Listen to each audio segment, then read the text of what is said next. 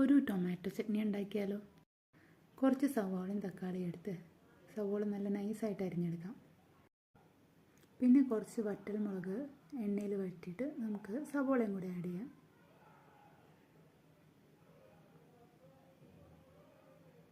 സവാള കുറച്ച് നല്ലപോലെ വഴണ്ട് കിട്ടണം.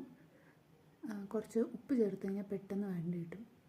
ഇത് പണ്ട് ഹോസ്റ്റലിൽ അമ്മമ്മ ഉണ്ടാക്കി തന്നിരുന്ന ചട്നിയാണ്. കറക്റ്റ് റെസിപ്പി ഇതൊന്നുമല്ല.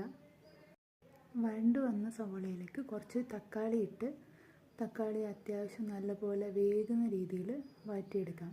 അത് മൂടി വെച്ച് കഴിഞ്ഞാൽ കുറച്ച് പെട്ടെന്ന് ആയി കിട്ടും. ഇടയ്ക്ക് തുറന്നൊന്ന് ഇളക്കി കൊടുക്കണം.